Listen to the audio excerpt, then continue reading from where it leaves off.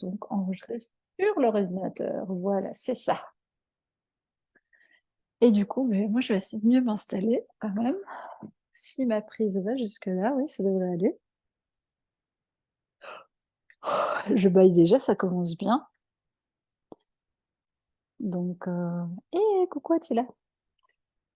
Ah, on prend un petit temps pour se centrer du coup. Parce que là, pour moi, c'est quand même un peu une grande première finalement. Je suis pas tellement connectée là-dessus. Je suis connectée des fois sur la Terre, sur l'énergie de la Terre, mais plus l'énergie, je dirais, éthérique de la Terre, le cœur de Gaïa ou son rythme, sa vibration, des lieux, d'énergie globale, mais vraiment aller dans les couches profondes du chakra, vraiment le centre de la Terre, ça reste un mystère parce qu'il y a aussi des débats là-dessus. Qu'est-ce qu'il y a au centre de la Terre? Est-ce que c'est creux? Est-ce que c'est plein? Est-ce que c'est habité? Est-ce que ça ne l'est pas? Tout ça, c'est un débat aussi dans les milieux spirituels. Je ne sais pas si c'est l'objet de cette communication, de cette exploration ou pas. Pour moi, le symbole qui est venu, c'est l'ammonite. L'ammonite, c'est des formes de vie primaires, primitives, mais pas tant que ça, mais que nous, on a classifiées comme telles, comme si ce n'étaient pas des formes parfaites et harmonieuses et parfaitement intégrées à leur environnement, alors que nous, on est un peu plus décadents finalement. Donc tout dépend du point de vue où on regarde. Qui est la forme primitive? C'est toujours intéressant de se poser la question. C'est peut-être nous l'espèce primitive finalement, à un certain niveau.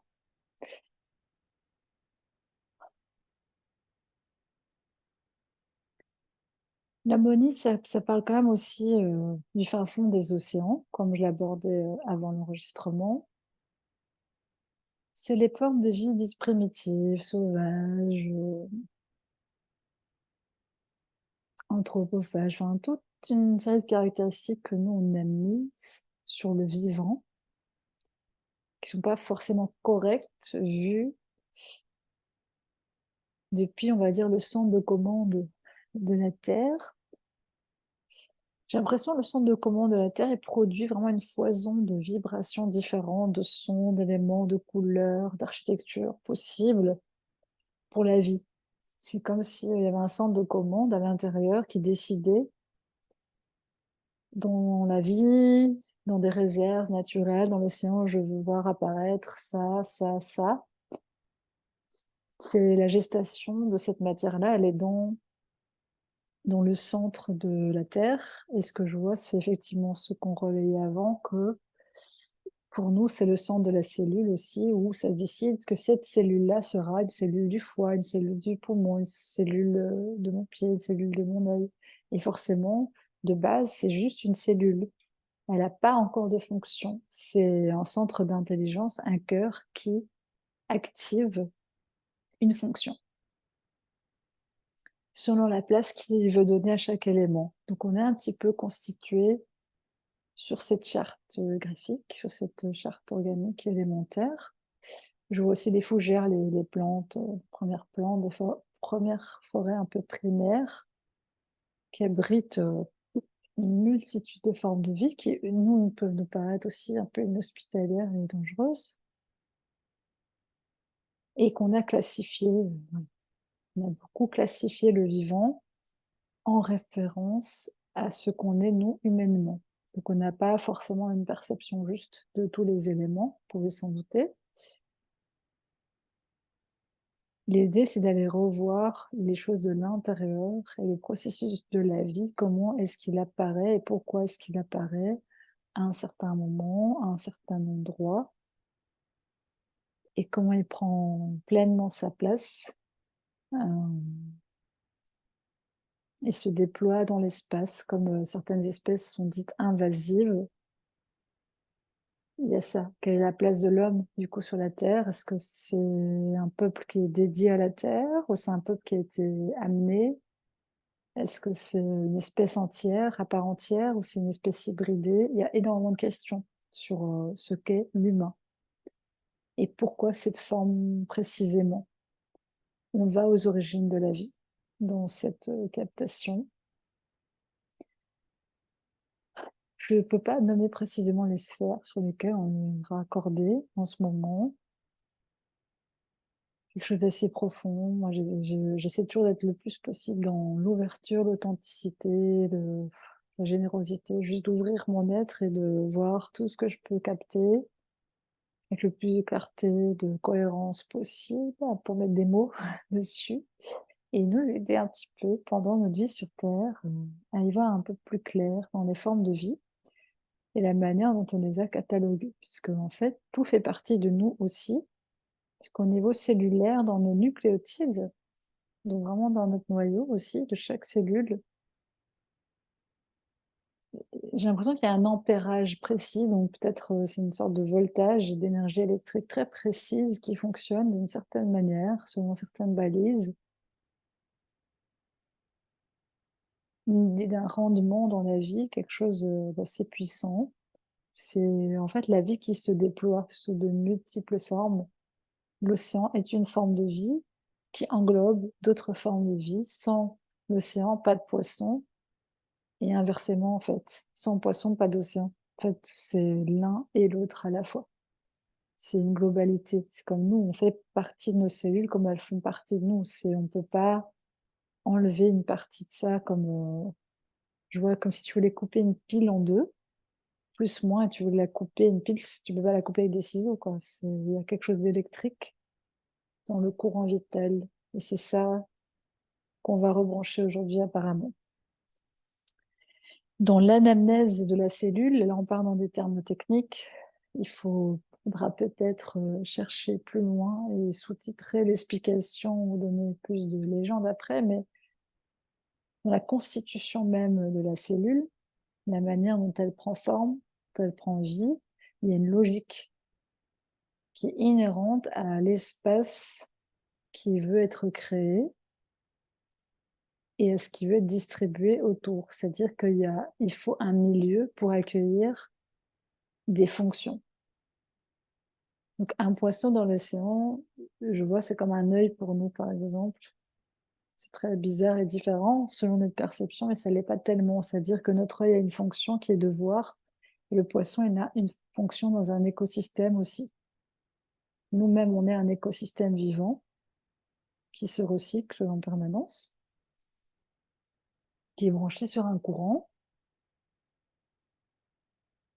Il y a une question vraiment de volt, c'est ça que je vois, un bon ampérage dans nos cellules, un bon équilibre biochimique. Je sais pas, c'est comme si ça nous rendait plus vivants, plus vibrants. Et il y a beaucoup de scories, comme si dans nos cellules, je vois qu'il y a des choses qui sont venues se mettre, qui n'avaient rien à faire là, en fait. Un peu comme s'il y avait une infestation dans les cellules. Et nos cellules peuvent être graisseuses ou peuvent être adipeuses, par exemple. Ça montre un peu ça, mais sauf que c'est quelque chose d'un peu sombre, d'un peu... Il y a quelque chose au niveau cellulaire qui... Je sais pas expliquer, comme si une équation est décorrélée. Il y avait un élément, on rentrait parfaitement dans l'équation de la vie. Il y a eu quelque chose, comme une injection de données qui a perturbé un cycle. Je ne sais pas pourquoi, mais je vois les invertébrés, les vertébrés. Je vois ce qu'on nous montre, ce dessin avec l'homme préhistorique qui se met debout, etc. Il y avait l'air d'avoir une boucle et une finalité à tout ça, qui s'est arrêté à un moment. Il y a un embranchement qui a été pris qui n'était pas forcément pertinent en termes d'évolution. C'est un peu comme si c'était la race dominante. Je pense que c'est au Paléolithique qui a pris le pouvoir, qui a éliminé d'autres souches humaines. Une race plutôt guerrière, en fait, plus sanguinaire. Il y a quelque chose là dans l'ADN qui s'est modifié, qui a favorisé un type d'habitant sur Terre, en fait, et un type de développement intellectuel et crânien différent. Mais il y a quelque chose qui a été injecté dans la vie aussi. C'est pas juste naturellement, cette espèce a prospéré. Je vois qu'il y a l'aide extérieure Il y a quelque chose avec ça, une sorte de détournement de la vie. Je vois aussi comme si on avait asséché des rivières volontairement. Certains endroits sont devenus désertiques pour tuer les populations. Je remonte vraiment très loin. Et certains êtres ont disparu. Du coup, il y a une balance qui n'était pas la bonne, et une race qui aurait dû être anecdotique a pris le pouvoir et est devenue une branche dominante dans l'humanité. Et nous, dans nos gènes, dans nos chromosomes, on garde encore une trace de cette tromperie, si on veut, de ce mauvais embranchement. On a pris un mauvais carrefour là. Oh là, ouh, c'était pas là. Et on a fait un peu un retour en arrière, en fait, un faux chemin. Là, je vois comme une prise qu'on remet dans le mur, dans le courant. Là, on rattrape l'embranchement du paléolithique, en fait. On remet la lumière, tu vois, on remet le courant, on y va, on remet les gènes, avec un ordonnancement dans l'ADN, quelque chose de plus logique, de plus cohérent dans la croissance humaine, quelque chose qui est plus dans le collectif, qui est moins dans l'acharnement, qui est plus dans la tribu, dans l'espacement aussi.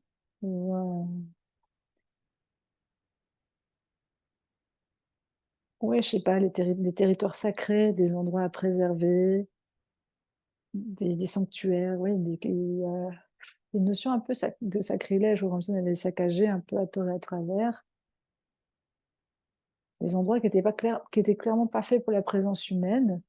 C'est un peu l'ours polaire, tu vois, on va le mettre hors de la banquise, mais non, tu voyais bien qu'il était fait pour ce milieu, l'océan Arctique. Et nous, en fait, on a fait ça aussi. On a colonisé des espaces qui ne nous appartenaient pas, ils appartenaient à la nature sauvage, honnêtement. Ou il fallait juste une petite peuplade, tu vois, des petits Amazoniens qui traînaient par là, mais c'est tout. Il y avait un équilibre dans le vivant qui se passait de l'humain. C'est pour ça que les gros serpents, les trucs comme ça, mais en fait, on n'est pas fait objectivement pour être dans ces territoires-là, puisque là, c'est des formes de vie beaucoup plus primitives d'un certain sens, mais qui préservent la nature, qui préservent les choses. Et nous, on n'a pas besoin d'être là, ça se régule tout seul. On devrait juste regarder ça de loin et se dire, oh, c'est magnifique, mais on n'a rien à faire là, en fait.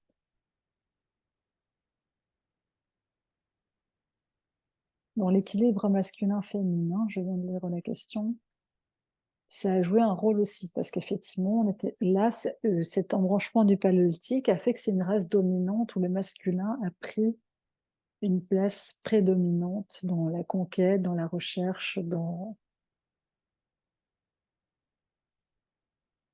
C'est quelque chose avec l'homo sapiens, hein. C'est vraiment ça que je vois. Il y a quelque chose dans l'histoire qui a été détourné, en fait, revois encore le lit d'une rivière asséchée, comme si on avait volontairement éliminé le féminin. Des peuplades aussi, des tribus plus anciennes, plus archaïques, mais du coup plus ancrées dans la terre, dans le respect. Donc nous, on porte ces gènes. Alors de manière nébuleuse, parce que c'est pas comme s'ils étaient actifs comme ça au jour le jour, mais quand même, j'ai l'impression que ça nous enchaîne à des comportements un peu débiles et archaïques nous-mêmes, dont on n'a pas forcément conscience finalement. Comme si c'est un peu comme si on était bête par naissance à cause de ça, en fait. Je sais pas expliquer, ça me renvoie une drôle d'image. Je vais boire un peu d'eau pour clarifier ces idées.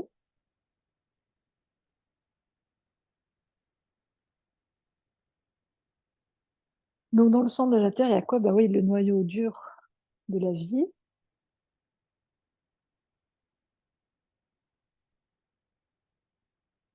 Je vois hein, que bon, il y a eu beaucoup de preuves qui ont été cachées, beaucoup de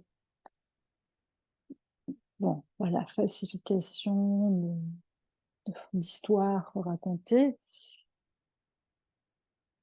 avec des fois, en fait, il y a eu des sauts quantiques qui ont été réalisés dans l'humanité, mais comme ils ne sont pas répertoriés et qu'ils ne sont pas reconnus, ben, quand on essaie de les analyser avec nos outils, ça n'a aucun sens, puisque c'est comme si à un moment l'histoire s'arrête et il n'y a Parce que là, il y a un saut quantique, qui s'est fait pour genre toute l'humanité où il y a une ligne, une trajectoire qui a été prise et pouf, c'est comme si on était propulsé ailleurs et autrement, en fait.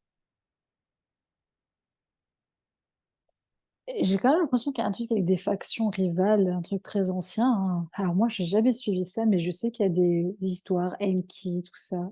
Moi, je suis pas branchée là-dessus. Anunnaki, Enki, tout ça, c'est pas des trucs auxquels moi je m'intéresse habituellement et je vais pas dire que je vois que c'est des racontars, mais pour moi, ça n'a pas encore de substance réelle. Je sais pas exactement ce que ça implique ou ce que ça entraîne et je n'aime pas aller dans ce côté spirituel un peu qui veut tout remettre en question absolument, enfin voilà, qui ne croit à rien et à tout à la fois et qui se dit des bobards, enfin voilà, j'en passe des meilleurs. Donc c'est vrai que j'évite des fois de traiter certains sujets si j'estime que moi j'ai rien de spécial à dire ou à apporter là-dessus ou que c'est pas forcément pertinent d'aller révéler l'information. C'est peut-être un tort hein, de me parler, je ne sais pas, mais en tout cas, c'est vrai que je pense que pour moi, ça restait un peu trop futuristique, là, un peu trop, voilà. Quoi qu'il en soit, ça fait partie apparemment des annales akashiques de l'humanité. Sujet controversé aussi, certains disent que c'est vrai, d'autres disent que c'est faux.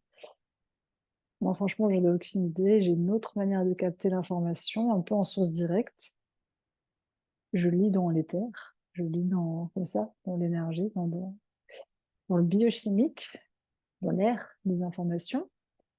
Je pense que dans ma promenade tout à l'heure, j'ai respiré, j'ai dû recevoir des informations dans mon champ énergétique qu'après je récupère et qui passent par mon système nerveux et qui trouve des mots.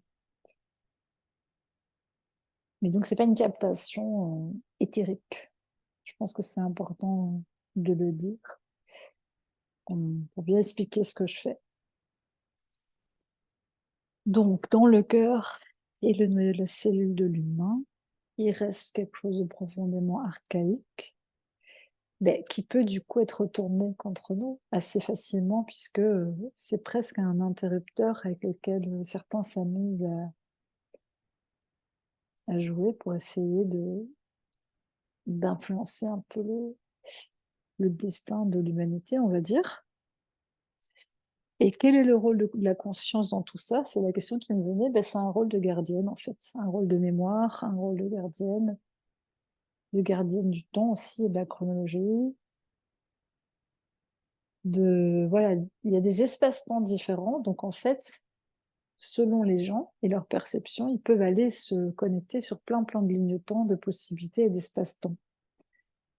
Nous, on a besoin d'un modèle cohérent et d'un référent commun pour un certain nombre d'humains.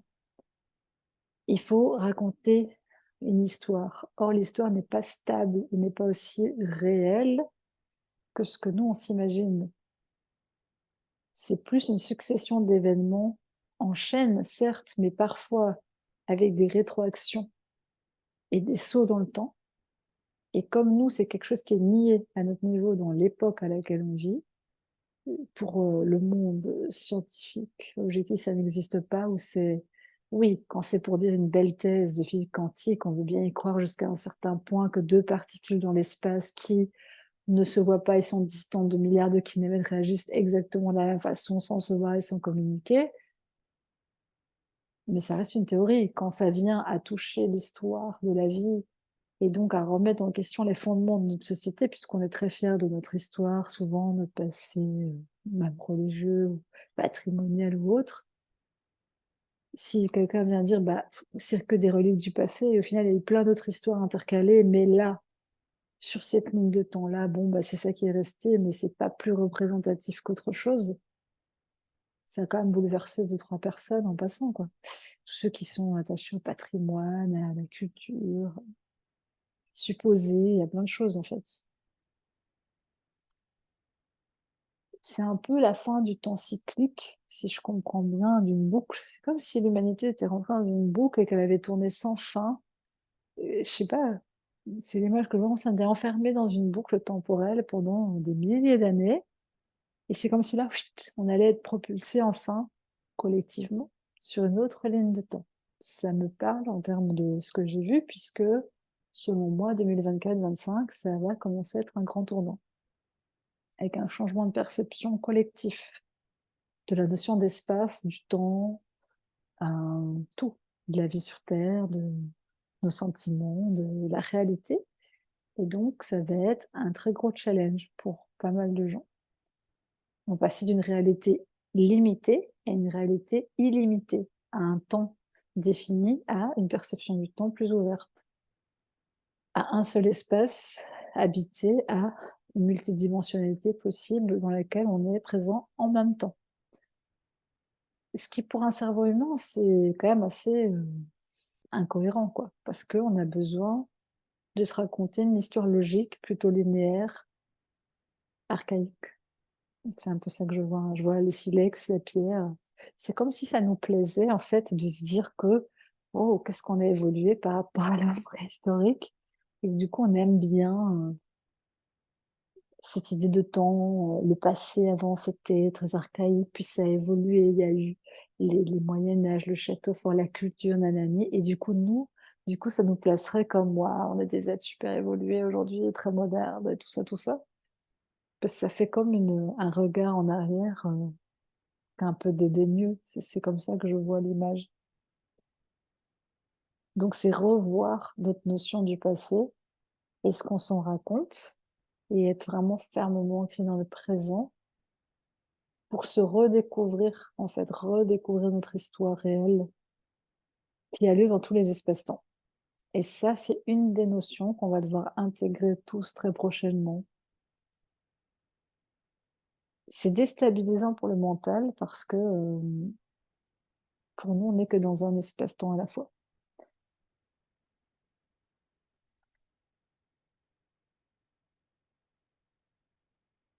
Je vois vraiment genre, le centre de la Terre qui émet des lignes comme ça, comme des étincelles en ce moment, probablement, qui refait circuler un courant de vie. Il y a vraiment une reprise,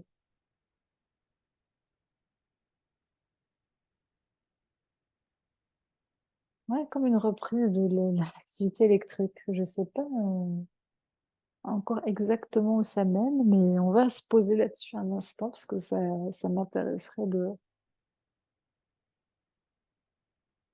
de capter un peu plus d'éléments là-dessus.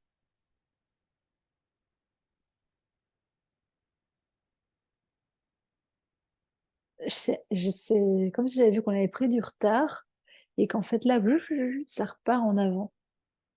Il y a une boucle, on est reparti comme ça un peu en arrière pour vraiment passer un cap. Bien sûr, il y en a qui vont rester dans le plan catastrophe, ou je sais pas comment il faut appeler ça, hein, qui vont rester dans le néant. Mais bon, ça, c'est pas trop notre histoire, donc on ne s'en occupe pas, apparemment.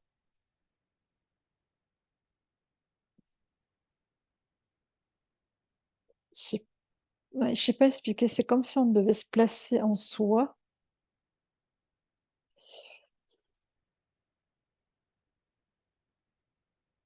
se placer en soi de plus en plus fort, et que du coup, notre noyau, ouais, vraiment l'intérieur de nous attirait les éléments autour de nous qui,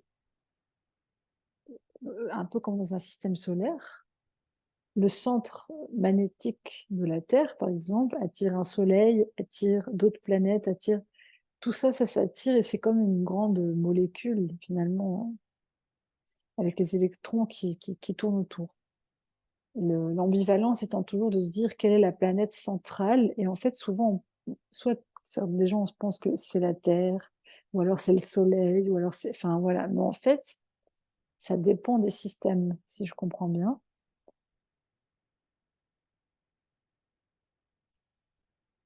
Je vois un peu des billes comme ça qui se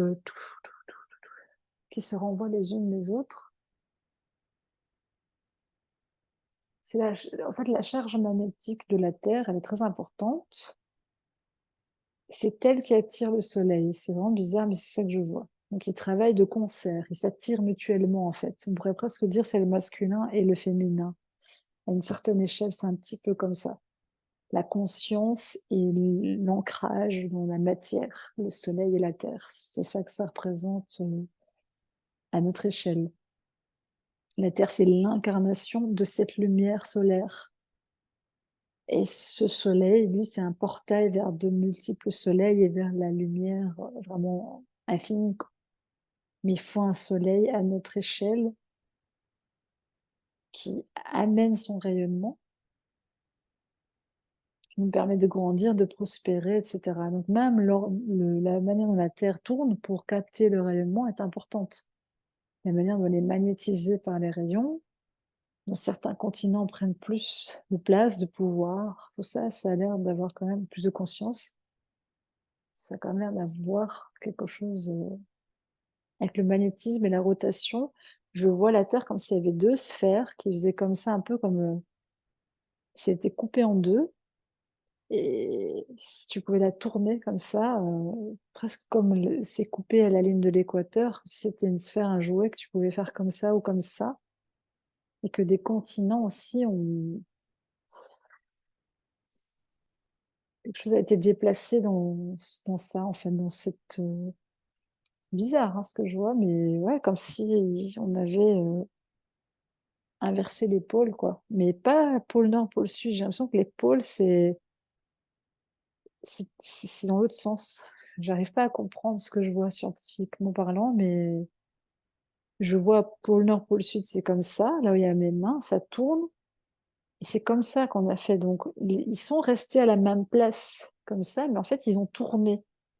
Donc, c'est pas genre, c'est passé en haut, c'est passé en bas, c'est qu'on les a fait tourner, et du coup, bah, ce qui était au-dessus d'une certaine chose n'est plus cohérent, parce que comme ça a tourné, bah, c'est plus sur la même ligne que l'autre. Donc, c'est comme un puzzle qui a été défait.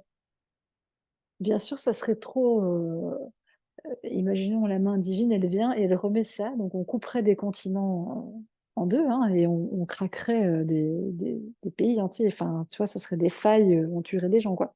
Donc on ne peut pas faire ça. C'est ça l'image qu'on m'envoie. Dieu ne peut pas venir à la source et dire, attends, je vais remettre la terre comme ça à l'endroit. Donc, il y a une réorganisation de la matière à un autre niveau pour retrouver cette cohérence, mais différemment. C'est vraiment très bizarre, hein, ce que je vois. J'essaie de mettre un maximum de clarté sur ce que je vois, mais ça veut dire aussi que nous aussi, dans nos polarités, masculin-féminin notamment, on a été tourneboulés, quoi. On nous a mis... et du coup, c'est comme si c'était pas cohérent, tu vois, genre, t'as comme un pantin désarticulé qui est tourné comme ça, alors que hop, tu devrais revenir comme ça. Et toi, tu t'en rends pas compte puisque tu vois ça et ça, et tu te dis, mais non, c'est OK. Mais sauf qu'au lieu que, je sais pas expliquer, le faisceau soit direct, il est tordu, tu vois, ça, il y a toute une torsion, donc le truc doit faire comme ça. Il y a quelque chose avec ça dans nos cellules, quoi. Il faut réaligner un truc, le spin, je sais pas ce que ça représente, le spin de l'électron, ou je sais pas exactement. Il y a quelque chose là qui est pas bien. Je pense qu'on nous montre juste des images pour essayer de. Bon, la petite primate sur Terre, je vais lui montrer des images qu'elle comprend. Je rigole, hein, mais parce que ça a l'air d'être assez.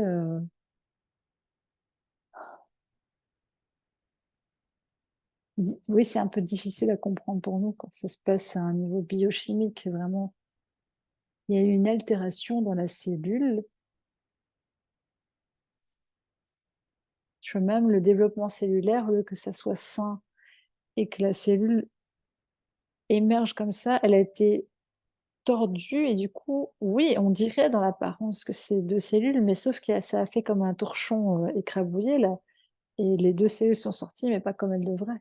Donc même dans la, je sais pas comment dire, la multiplication cellulaire, ben, elle se fait pas correctement en fait, puisque au lieu que la cellule soit bien plate et elle s'ouvre comme ça des deux côtés, puis elle fait deux cellules, c'est tordu et de là, mais du coup, il y a tout un truc qui, je sais pas, Il y a une torsion là qui n'est pas nécessaire. Du coup, dans nos corps aussi, il y a beaucoup de tension. Et on n'est pas bien directement relié à la Terre. Je vois vraiment clairement, manifestement, qu'on nous a débranché du courant, quand même, du courant vital pendant un moment. On était un peu là, perdu sur Terre.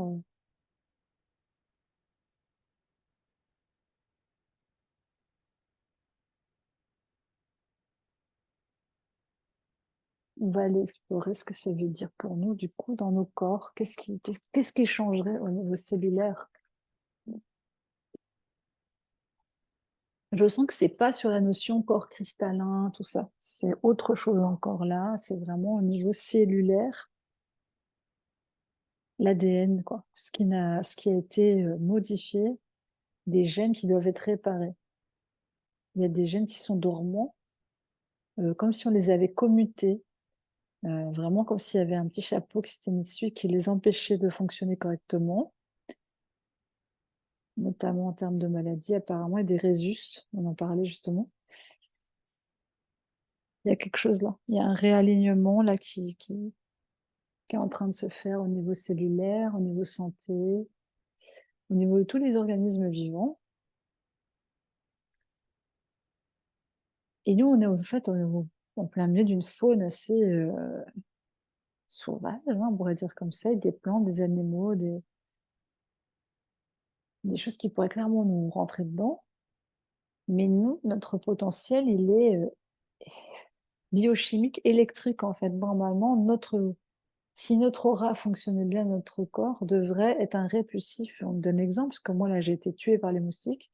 Si notre corps électriquement fonctionnait correctement, on ne devrait pas se faire piquer par les moustiques. C'est exactement ça que je vois, un exemple super qu'on nous donne. Alors, si on peut régler ça aujourd'hui, comme ça, pour le reste de ma vie, j'ai plus de piqûres de moustiques, je vous mets un double pouce, parce que ça fait mal, les piqûres de moustiques. Mais il y a ça, c'est comme si on avait un rayonnement limité dans nos cellules qui nous rendait fragiles en fait, susceptibles d'être mordus par je sais pas, tu vois, un serpent, c'est des bêtes exemples que je vois, mais j'entends ça devrait pas arriver. C'est un peu, t'as un lion qui passe, il n'y a pas une gazelle qui se dit, tiens, je vais me jeter sur le lion, tu vois, ça n'a pas de sens. Mais en gros, normalement, dans notre énergie, il y a quelque chose qui serait inscrit qui devrait dire au moustique, stop, ne va pas par là. Donc il y a quelque chose dans notre énergie qui est brouillé. Notre fréquence de base ne communique pas avec le reste du vivant, ne communique pas suffisamment. Ça revient tout le temps, mais nos gènes sont altérés. S'il faut décrasser quelque chose par rapport à ça.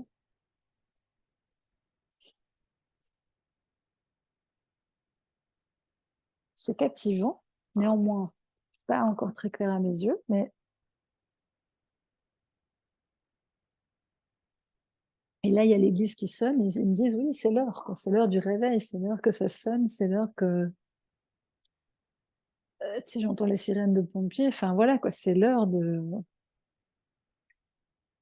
réveil, quoi. Un grand réveil, quand même, apparemment.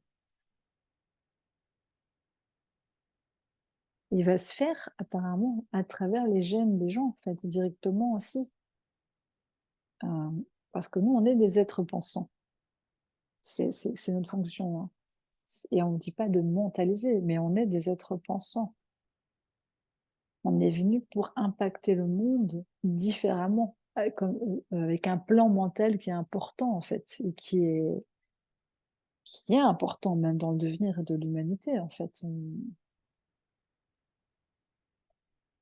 y a quelque chose avec planifier, enfin, c'est un peu comme si on est le cerveau pensant, vraiment. C'est comme ça que je le vois. On est des petites souris savantes, quoi. Sinon, la conscience ne choisirait pas de s'incarner particulièrement puissamment dans un être pensant, puisque un être animal est beaucoup plus dans l'instinct. Il n'a pas une gamme de pensée très, très évoluée. Il est purement dans le ressenti. Il a un ressenti décuplé, des sens décuplés. Nous, il nous reste ça aussi, même si beaucoup atrophié, mais quand même, on a des sens qui fonctionnent plutôt bien, mais qu'on utilise peu.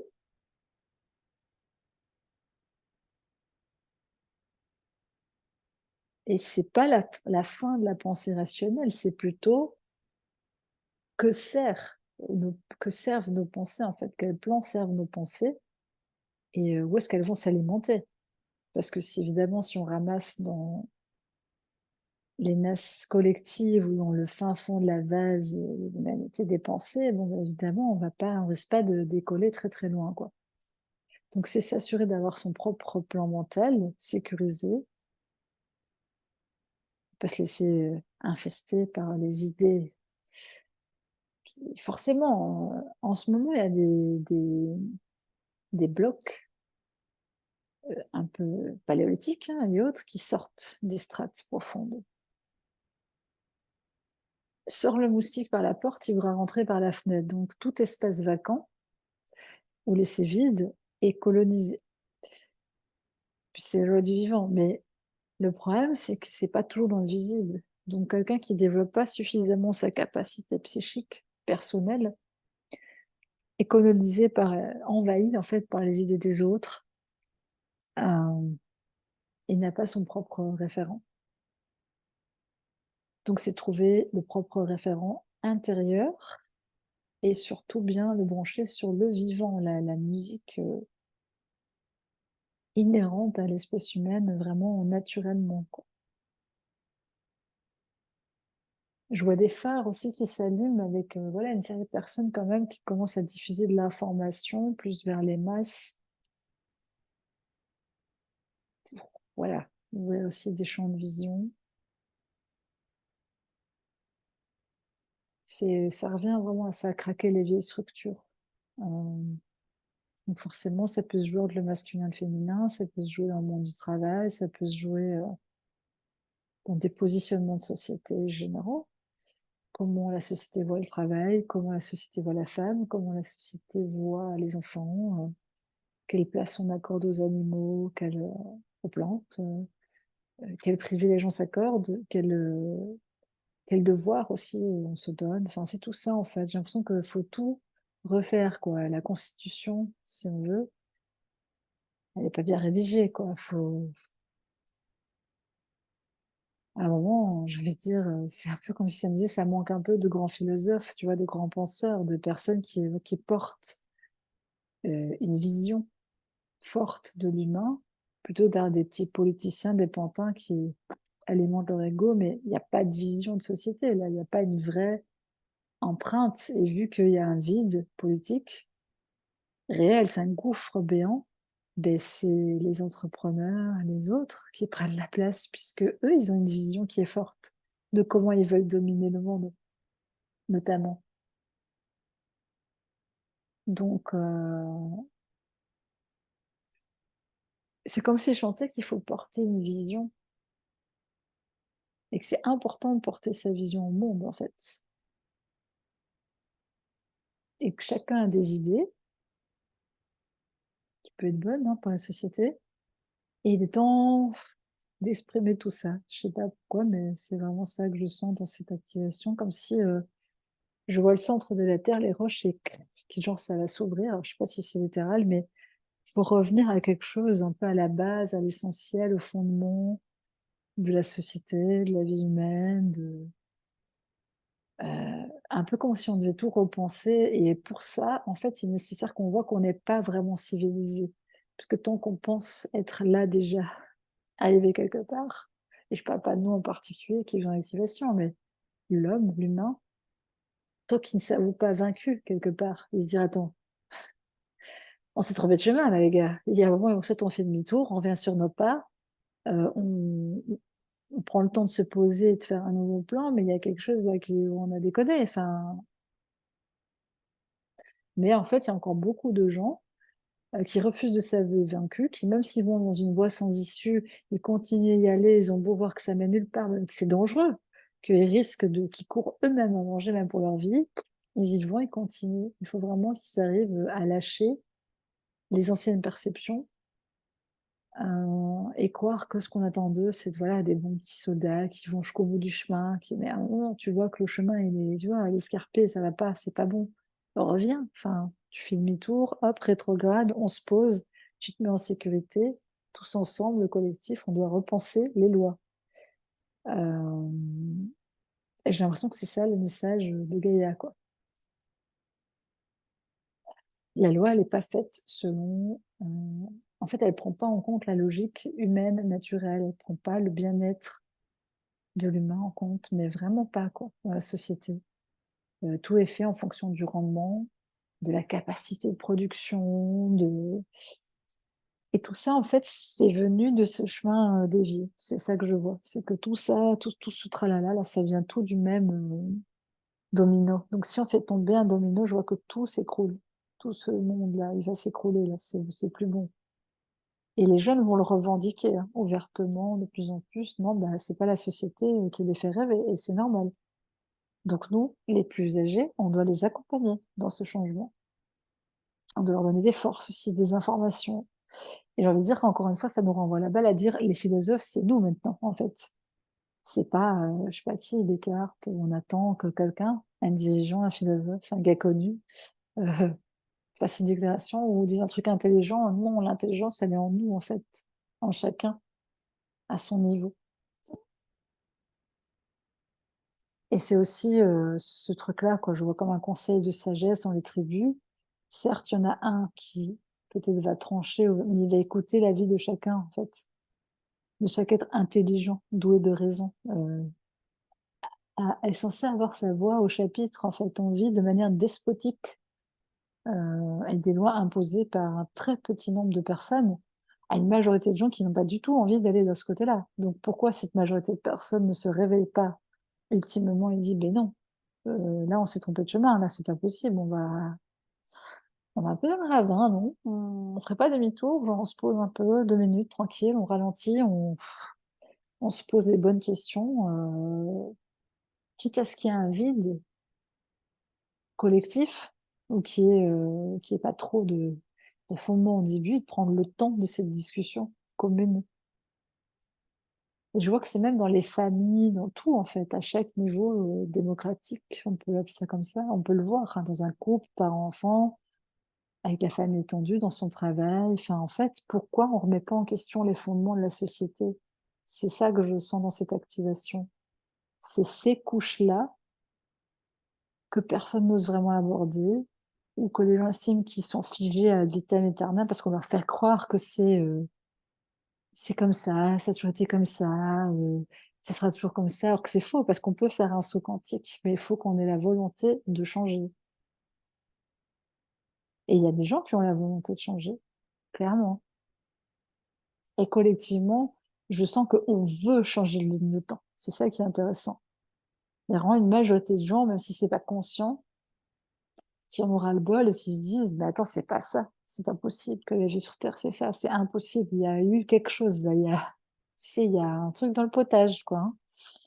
Il y a quelque chose là, il y a eu un truc là que faut faire marche arrière là, on s'est trompé de chemin là.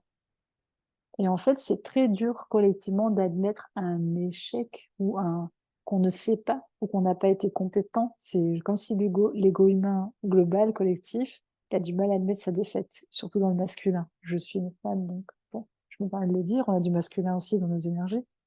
C'est dur d'admettre qu'on a merdé et on a pris un embranchement là, oula, où est-ce qu'on est parti? Attends, viens, on revient en arrière, tranquillement.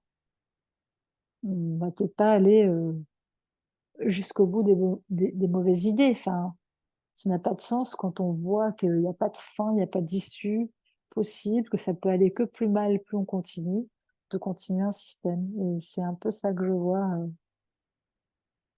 C'est très dur, en fait, pour la polarité du masculin parce que la polarité du masculin représente beaucoup ce qui est construit, ce qui est extérieur, la société. C'est plus dans cette polarité-là, le travail, l'organisation, etc.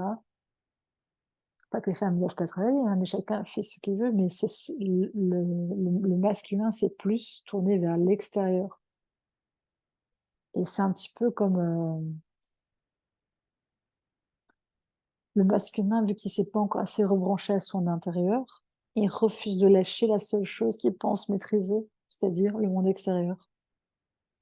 Donc il y a un peu encore un côté Christophe Colomb sur le retour dans le masculin, là, qui va devoir je vois comme s'il devait baisser les armes. En fait, il doit déposer les armes à un moment. Et nous, on a tous ça parce que c'est un gène atavique, c'est quelque chose de récessif dans nos gènes qui fait partie de notre histoire. Alors que des retours en arrière, il n'y en a eu pas. Et c'est des boucles de rétroaction et c'est normal en fait. Et nous, toujours avec notre idée de temps cyclique et qu'on doit toujours aller vers l'avant, enfin, la linéarité, on va toujours vers plus de progrès, plus de modernité, plus de ci, plus de ça, plus de... Parce qu'on nous a implanté l'idée que c'est ça le progrès. Alors qu'on voit clairement que c'est pas un progrès, les gens sont pas plus heureux, je crois pas que les gens soient en meilleure santé, je suis pas sûre, peut-être plus qu'avant quand même, au Moyen-Âge, selon les dires qu'on nous rapporte, mais moi j'étais pas là donc j'ai pas l'info. Est-ce qu'on a des dents moins pourries qu'avant? J'en sais rien. Enfin, bref, on n'a pas ces infos-là. On peut se dire que là, si on regarde les dernières années, même notre vie telle qu'elle était, et tout ce qui s'est passé, technologie, etc., etc., est-ce qu'on a vraiment gagné en qualité de vie? Est-ce qu'on est vraiment plus épanoui? Est-ce qu'on est vraiment plus serein? Est-ce qu'on vit mieux en communauté? C'est des questions à se poser.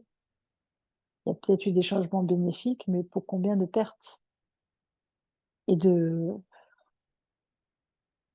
je sens que c'est collectivement, on doit s'interroger en tant que société. Et comme on est chacun une petite mini-société, déjà soit et soi-même, soit et ses proches, soit et tous les gens qu'on impacte autour de nous, nous-mêmes, il y a des fondements qu'on doit changer en fait. Et on doit accepter de voir détruire nos anciennes vies, du coup, nos anciens fonctionnements. Euh,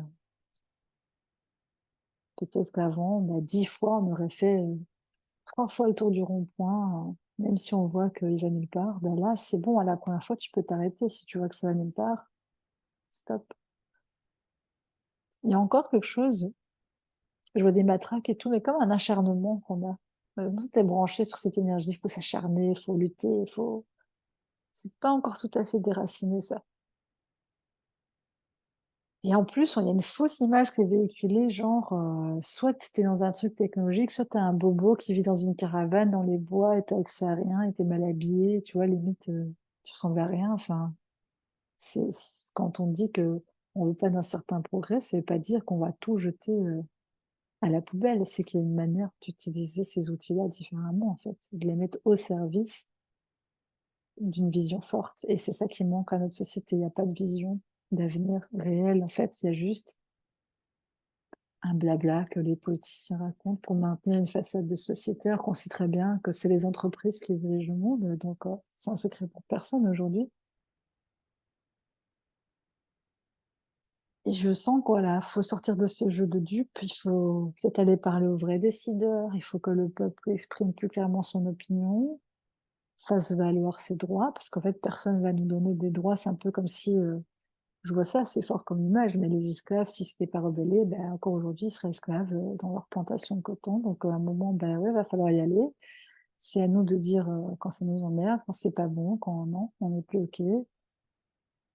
Et certes, on peut museler la rébellion de, je sais pas, une centaine ou 1 million d'individus, mais à partir du moment où tout le monde sur Terre se branche sur autre chose, il reste qui pour museler ça? Personne. Enfin, c'est un changement global, en fait.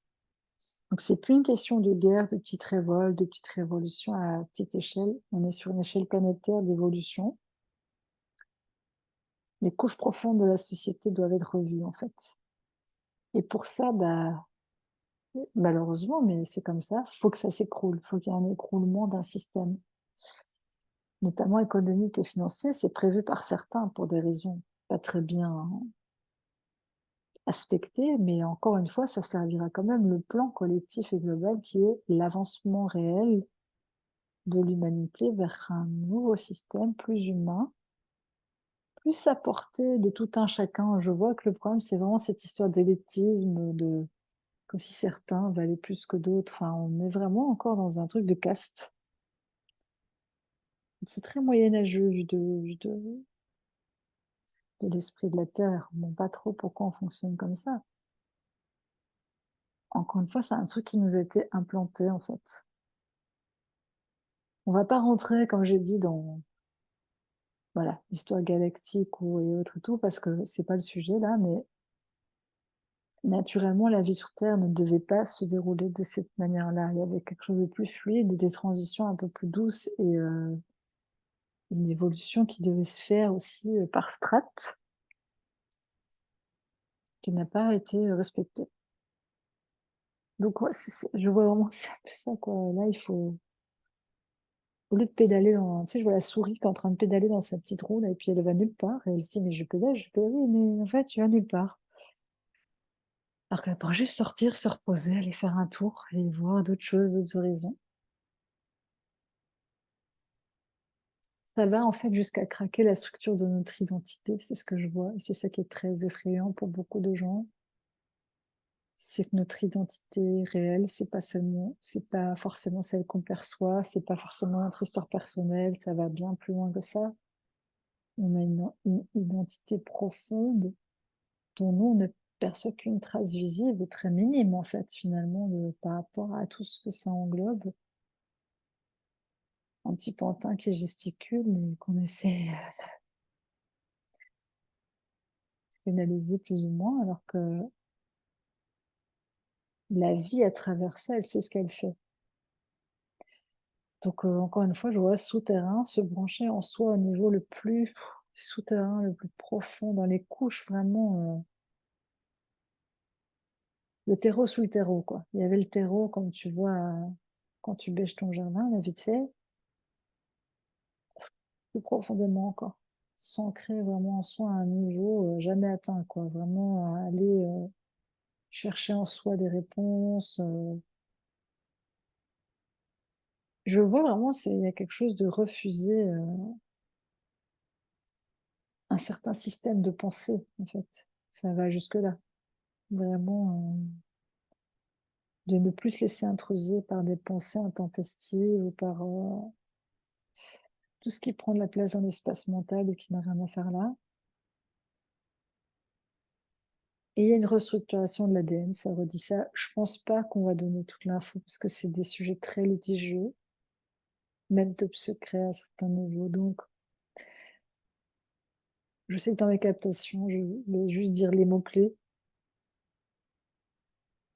parce que j'ai pas spécialement besoin d'aller fourrer mon nez dans des affaires qui ne me regardent pas plus que ça. Moi, tant que je comprends ce qui se passe à mon niveau et quelle est ma responsabilité et en quoi moi je dois faire le job, bah, ça me suffit, quoi, hein. C'est un peu, moi je sais pas, je suis au service, sténo dactylo, je vais pas aller voir le directeur et dire: «Et toi comment tu fais ton boulot?» «Ah ouais, non, bah, non, je connais pas tous les secrets de la boîte et j'ai pas besoin de les connaître» et c'est un peu ça aussi que nous, on doit accepter. On a un destin, il est en partie prémédité, il y a en partie des mouvements intérieurs de notre être qui nous amènent de plus en plus à la lumière, à la conscience. Mais on ne doit pas tout maîtriser, tout comprendre. Ça reste, une évolution personnelle dans une perspective globale, avec énormément d'éléments qui sont impliqués et d'autres parties de nous qu'on ne perçoit pas. Donc c'est plus comme si je voyais, toutes nos parties fusionner en fait et se réaligner pleinement,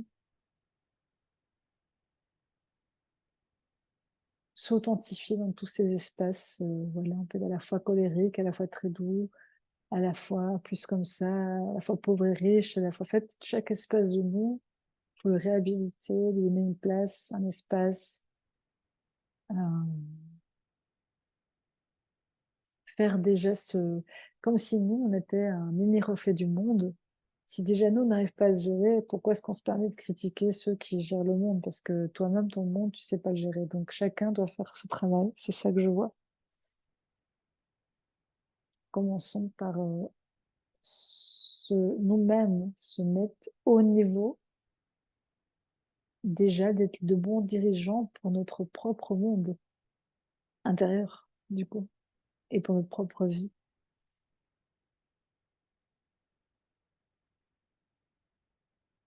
Ouais, je vois que c'est vraiment ça qu'on notre ancienne identité là, elle se fissure, elle sent qu'elle a plus la main, donc elle peut aussi être dans un mode rebelle et vouloir revenir à la charge, tu vois, de temps en temps, pour essayer de réenclencher le vieux programme.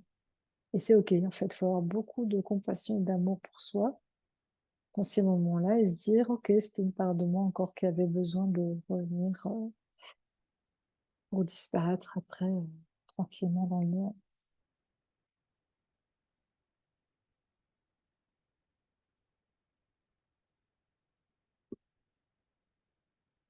C'est presque terminé. Je vois que c'est vraiment plus une question, ouais, qui se passe dans une réorganisation de nos énergies internes, de mon cœur, poumons, tout un système de régulation interne, comme si le cœur allait se remettre à battre aussi différemment, peut-être un peu plus vite à certains moments, s'adapter, enfin, il y a une synchronisation avec différents éléments qui va être importante. Le mois de septembre est un mois très important apparemment, un mois charnière, un tournant pour beaucoup de gens, même s'il n'est pas perçu comme tel, mais au minimum intérieurement, mais sûrement dans la matière aussi pour beaucoup de gens. Et c'est un peu aussi comme si on pouvait sauter sur une nouvelle ligne de temps, et en fonction du nombre de personnes qui décideront de se lancer, ben forcément, ça fait pencher la balance du collectif sur la Terre. C'est logique, mais je pense que ça nous montre à quel point déjà nous, les résistances qu'on peut avoir à vraiment aller vers une autre vie, et moi je suis en plein dedans, et se dire, ben du coup, c'est normal que pour la société, ça prenne du temps, c'est pas forcément évident, il y a plein de choses qui veulent pas lâcher. Tout ça, c'est le reflet du même système. Je vois vraiment, hein, chacun fait son travail, c'est des fois collectif et personnel. Il n'y a pas trop à s'inquiéter de ça, quoi. J'ai envie de dire que chacun doit s'occuper de ses affaires, c'est vraiment ça que je vois, en fait. Donc voilà, tout doucement, on va remonter de nos grottes personnelles, de la préhistoire, du coup, pour revenir au temps présent. Il y a quelque chose avec la monite dans le sens d'être branché à une forme de vie assez pure, assez simple, assez, circulaire, il y a quelque chose dans la perfection du design de la vie, vraiment un truc qui est parfaitement adapté à son environnement, qui résonne avec le reste du truc.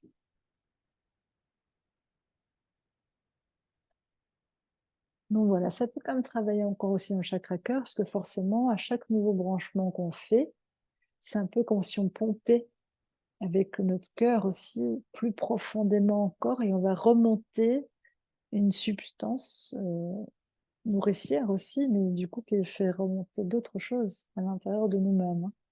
Je vois un peu un forage sous-marin avec du pétrole. C'est bizarre, mais c'est plus le pétrole dans le sens un carburant. Ça va nous donner un autre type de carburant.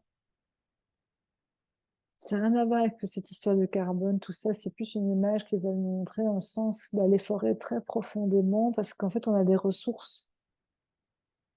Et comme la prochaine activation va aller sur les mines, les métaux, justement, avec les gisements, tout ça, il y a quelque chose dans cette énergie-là qui est intéressante. Ça peut être une énergie du futur aussi, avec les vaisseaux, je sais pas. Je vois des trucs intéressants en tout cas pour la suite, mais on va arrêter là l'enregistrement et se mettre tranquillement en mode privé pour se dire une bonne nuit du coup. Et je